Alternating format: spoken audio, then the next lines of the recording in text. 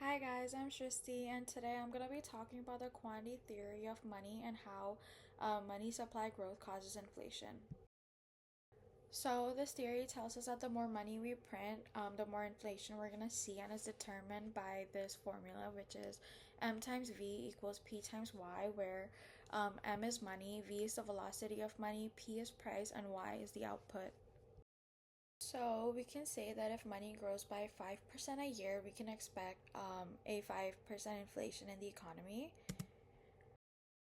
So what does this look like short term and long term? In short term, things like economic shocks or changes in demands and supply of goods and services might break that link, and it's gonna fluctuate a lot.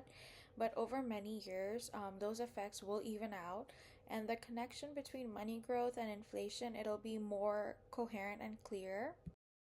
So we're going to look at the inflation rates in Argentina from the years of 2018 to 2024 to get a better understanding of quantity theory of money.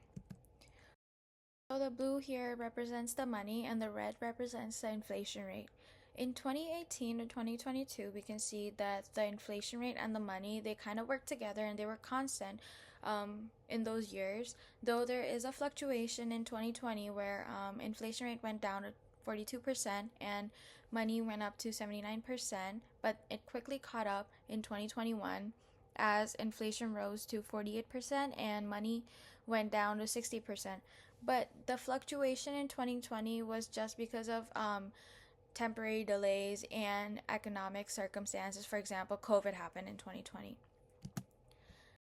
Although there is a consistency between 2018 to 2022 in Argentina, we see that in 2023, Argentina printed out more money, which caused an economic shock and a huge rise in inflation. The money rates were 171%, and the inflation rate in 2023 was 211%, which is way higher than the past 5 years. And in 2024, when the money growth stabilized, the inflation kept rising.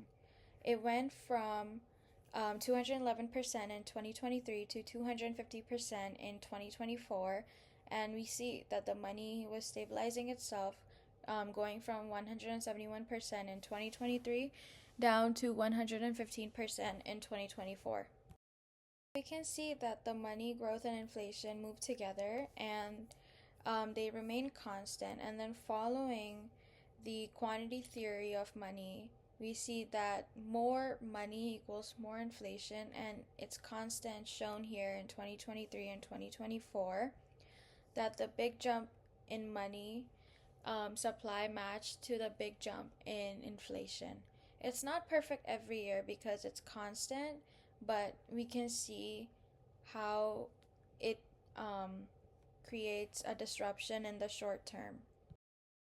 So I have attached all my references over here. Thank you for watching.